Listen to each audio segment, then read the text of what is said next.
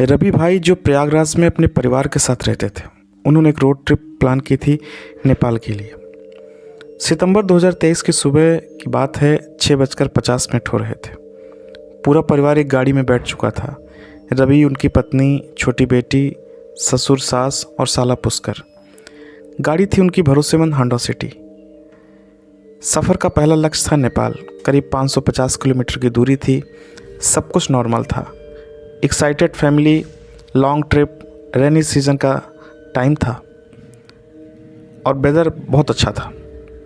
लेकिन घर से सिर्फ 8 किलोमीटर दूर एक चौराहा आया और यहीं से शुरू हुई असली कहानी। लाल बत्ती पर गाड़ी रुकी हुई थी। अचानक एक भिखारी आया। रवि ने सोचा मदद कर दें। उन्होंने फ्रूट्स और बिस्किट दिए, लेकिन भिखारी ने उन्हें झटक दिया। मुझे पैसे चाहिए। वो गुस्से में गाड़ी के अंदर झांकने लगा, जैसे किसी को पहचानने की कोशिश कर रहा हो। रवि को गुस्सा आ गया। उन्होंने विंडो बंद कर दी, लेकिन तभी भिखारी ने गाड़ी पर हाथ मारा और कुछ अजीब सा बड़बड़ाया। फिर उसने हाथ उठाया और हवा में फूंक मारी, जैसे राख पूरे कार के अंदर फैल गई हो। रवि ने इसे इग्नोर किया, लेकिन यही थी सबसे बड़ी गलती।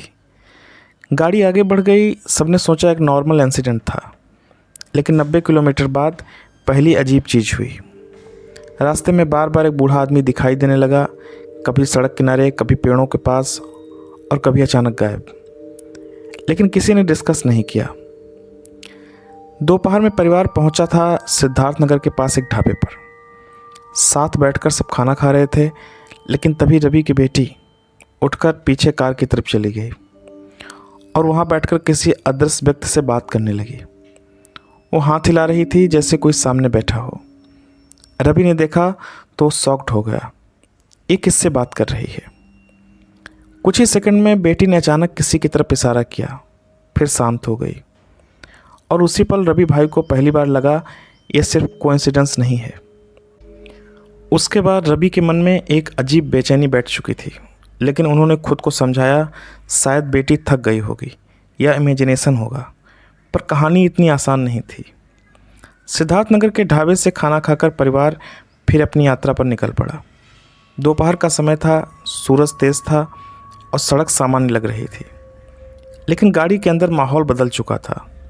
किसी को खुलकर बोलने की हिम्मत नहीं हो रही थी। बस सबके मन में एक ही बात थी, कुछ तो गलत है। कुछ घंटों बाद रवि की पत्नी अपने फ़ोन में ढाबे और रास्ते की फ़ोटो देखने लगी। वो नॉर्मल स्क्रॉल कर रही थी, तभी अचानक वह रुक गई। एक फ़ोटो में गाड़ी के पास हल्का धुंधला शैडो दिखा। शुरू में लगा लाइट रिफ्लेक्शन होगा, लेकिन जैसे जैसे जूम किया गया सबका दिल बैठ गया। फ़ोटो में एक बूढ़ा आदमी खड़ा था। सबने ध्यान से देखा और फिर एक झटका लगा। वही चेहरा, वही आँखें और वही एक्सप्रेशंस जो चौराहे पर मिले एक भिखारी का था। रवि का गला सूख गया। उन्होंने धीरे से कहा, ये यहाँ कैसे आ सकता है? अब तक जो लोग इसे कोइंसिडेंस समझ रहे थे, अब उनके पास कोई जवाब नहीं था। रवि के ससुर ने फ़ोन को हाथ में लिया और फ़ोटो को ध्यान से देखा। फिर धीरे से बोले, कुछ गड़बड़ है, बहुत बड़ी गड़बड़ है।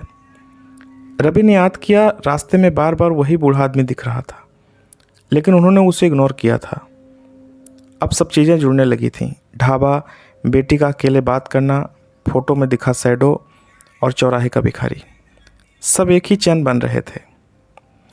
परिवार ने डर को दबाने के लिए डिसाइड किया, चलो कार साफ़ करवा लेते हैं, आगे बढ़ते हैं। ढाबे से एक वेटर को बुलाया गया और कार के अंदर पानी डलवाया गया।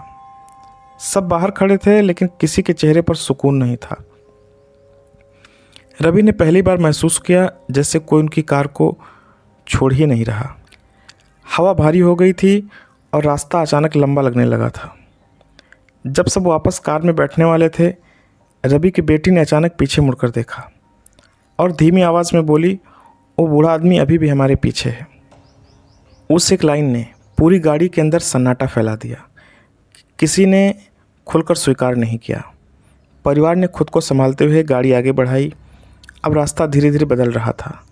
शहर पीछे छूट रहे थे और सामने था लंबा और सुनसान हाईवे। सफ़र अब नेपाल की तरफ बढ़ रहा था, लेकिन किसी को भी सफ़र का मज़ा नहीं आ रहा था। रास्ते में एक और अजीब बात होने लगी। कभी सड़क किनारे, कभी पेड़ों के बीच, कभी दूर खड़ा वही बूढ़ा आदमी बार बार दिखता, लेकिन हर बार जब गाड़ी रुकती वो गायब हो जाता। रवि अब परेशान होने लगे थे। धीरे धीरे परिवार पहुंचने लगा सिद्धार्थ नगर के आगे बॉर्डर की तरफ। अब मौसम बदल चुका था, हल्की धुंध थी और पहाड़ी हवा और सड़कें कम चौड़ी। गूगल मैप्स बता रहा था अराइवल 5:30 PM, लेकिन सफ़र अब धीरे धीरे हो रहा था। जैसे ही सूरज ढलने लगा एक अजीब सी चुप्पी फैल गई। न कोई दुकान, न कोई इंसान, बस जंगल का रास्ता। और तभी कार के अंदर टेम्परेचर अचानक गिर गया। रवि ने खिड़की बंद की, लेकिन अंदर एक भारीपन आ चुका था। अब रास्ता पूरी तरह फॉरेस्ट रोड था। टूटी सड़क, कीचड़ और दोनों तरफ घना जंगल। हेडलाइट से 20-30 मीटर तक दिखा रही थी, बाकी सब अंधेरा था। और फिर एक ज़ोरदार झटका लगा। कार अचानक एक गड्ढे में फंस गई। सबके सिर आगे सीट से टकरा गए। पुष्कर ने कोशिश की, एक्सीलेटर दबाया, स्टीयरिंग घुमाया, लेकिन कार बाहर नहीं निकली। चारों तरफ जंगल था, कोई मदद नहीं, कोई आवाज़ नहीं, बस इंजन की हल्की आवाज़। और फिर दूर से एक आवाज़ आई, हा हा हा, एक धीमी और डरावनी हंसी। सबने एक दूसरे की तरफ देखा। रवि के ससुर ने धीरे से कहा, क्या तुमने ये सुना? और तभी हंसी और तेज हो गई। कार अब पूरी तरह एक जगह अटकी हुई थी। पुष्कर लगातार कोशिश कर रहा था, एक्सीलेटर दबा रहा था, लेकिन पहिए कीचड़ में धंस चुके थे। रवि आगे बैठे थे और पीछे उनकी पत्नी और बेटी। सभी के चेहरों पर अब साफ डर दिख रहा था। आसपास का जंगल इतना शांत था कि अपनी सांसों की आवाज़ भी सुनाई दे रही थी। न कोई गाड़ी, न कोई इंसान, न कोई रोशनी, बस अंधेरा और इंतज़ार। धीरे धीरे वो हंसी और साफ होने लगी, पहले दूर, फिर थोड़ा पास और फिर जैसे गाड़ी के बिल्कुल पास। रवि ने खिड़की से बाहर देखा, लेकिन वहाँ कुछ नहीं था। अचानक गाड़ी की हेडलाइट्स में कुछ लिखा, जैसे कोई इंसान पेड़ों के पीछे खड़ा हो। रवि ने ध्यान से देखा और तभी एक पल के लिए एक बूढ़े की परछाई दिखी। वही चेहरा, वही खड़ा होना, वही खामोशी, और फिर गायब। कुछ ही मिनट बाद दूर से एक आवाज़ आई। एक मोटरसाइकिल जंगल की तरफ से आ रही थी। रवि को पहली बार राहत मिली, शायद मदद मिल गई। मोटरसाइकिल रुकी, एक आदमी उतरा। उसके चेहरे पर थकान और शराब की हल्की स्मेल थी। वो ठीक से खड़ा भी नहीं हो पा रहा था। उसने कुछ नेपाली में कहा। रवि ने समझाया, हमारी गाड़ी फंस गई है, मदद कीजिए। आदमी ने सिर हिलाया। जब वो मदद करने लगा तो अचानक उसने जंगल की तरफ देखा और बोला, ओ आओ, मदद करो। रवि ने भी देखा, लेकिन वहाँ कोई नहीं था। आदमी फिर से जंगल की तरफ देखने लगा और धीरे धीरे मुस्कुराया। फिर बाइक की तरफ बढ़ते हुए बोला, वो लोग आ रहे हैं। रवि ने पूछा, कौन लोग? लेकिन जवाब नहीं मिला। बस जंगल से फिर वही हंसी सुनाई दी। कार अभी भी कीचड़ में फंसी हुई थी। चारों तरफ अंधेरा और हवा भी तेज हो चुकी थी। पेड़ों की आवाज़ें ऐसी लग रही थीं जैसे कोई फुसफुसा रहा हो।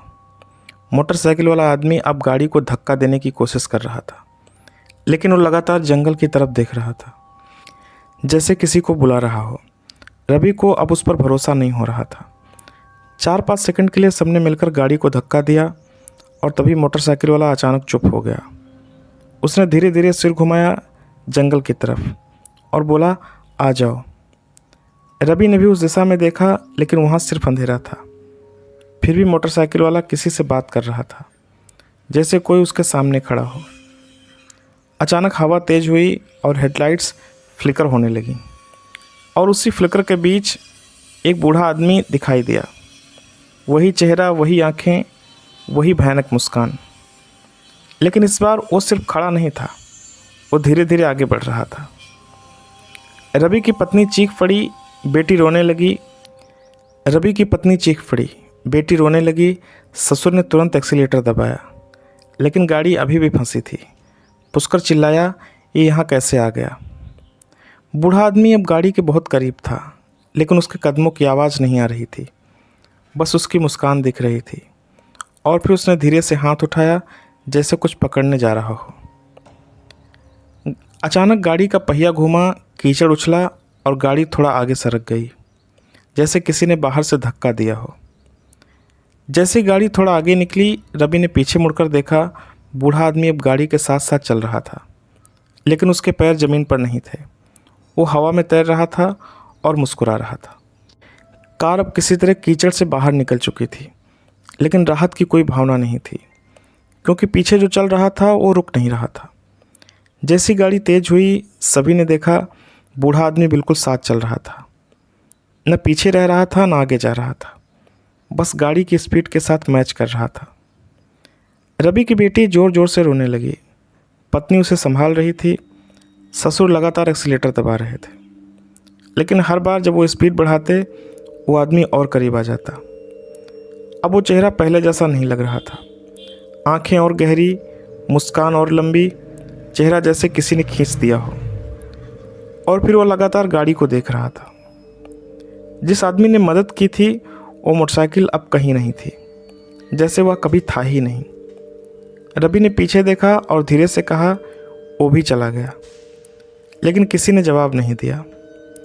अचानक गाड़ी के सामने हल्का मोड़ आया। जैसी गाड़ी मुड़ी, बूढ़ा आदमी सामने खड़ा था, सीधे रास्ते के बीच। ससुर ने जोर से ब्रेक लगाया।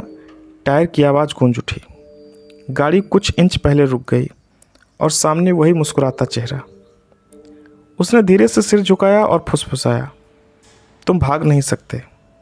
और फिर वो अचानक गायब हो गया। ससुर ने बिना सोचे गाड़ी आगे बढ़ा दी और इस बार रास्ता साफ था, लेकिन पीछे से वही हंसी आने लगी। लगभग 25 किलोमीटर तक कोई भी नहीं बोला, लेकिन हर कोई जानता था वो अब भी उसके साथ है। और तभी रवि ने पीछे देखा। पीछे वाली सीट पर वही बूढ़ा आदमी बैठा था। कार अब पूरी स्पीड से चल रही थी। रास्ता बदल चुका था, जंगल पीछे छूट रहा था और दूर हल्की रोशनी दिखने लगी, लेकिन डर कम नहीं हुआ। कुछ देर बाद एक चेक पोस्ट दिखा, जहां नेपाल आर्मी के जवान तैनात थे। यह वही जगह थी जहां सुरक्षा शुरू होती थी। चेक पोस्ट पर मौजूद जवान था अर्जुन थापा। उसने हाथ उठाकर गाड़ी रोकी। रवि ने जल्दी से गाड़ी रोकी। सब नीचे उतरे। रवि ने पूरी घटना बतानी शुरू की। चौराहा, भिखारी, राख, ढाबे की फ़ोटो, जंगल और हंसी और बूढ़ा आदमी। जैसे जैसे वो बोलते गए, जवान का चेहरा गंभीर होता गया। अर्जुन थापा ने थोड़ी देर चुप रहकर कहा, इस रास्ते पर रात में कोई नहीं चलता। तुम लोग यहाँ तक कैसे आ गए? ये बहुत बड़ी बात है। फिर उसने आगे कहा, कई लोग इस रास्ते से वापस नहीं जाते। रवि ने धीरे से पूछा, वो बूढ़ा आदमी क्या था? जवान ने कोई सीधा जवाब नहीं दिया, बस इतना कहा, कुछ चीज़ें रास्ते के साथ ही चलती हैं। चेक पोस्ट के बाद पहली बार लगा शायद अब खतरा खत्म हो गया है। जवान ने उन्हें आगे जाने दिया और कहा, अब तुम सुरक्षित हो। रात करीब 11:30 बजे परिवार आखिरकार होटल पहुंचा। हर कोई थका हुआ, डरा हुआ, लेकिन जिंदा था।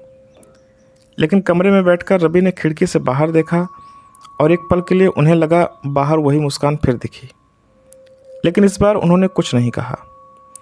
अगले दिन उन्होंने वापसी का रास्ता बदल दिया और कभी भी उस रूट पर से नहीं गए। लेकिन रवि ने एक बात हमेशा के लिए समझ ली, कुछ रास्ते सिर्फ दूरी नहीं होते, वो अपने साथ कुछ लेकर चलते हैं। और चौराहे पर शुरू हुई वो मुलाकात आज भी उनके साथ चल रही है। अगर हमारी कहानी आपको अच्छी लगी तो इसको लाइक करें, चैनल को सब्सक्राइब करें और अपने दोस्तों में शेयर करें।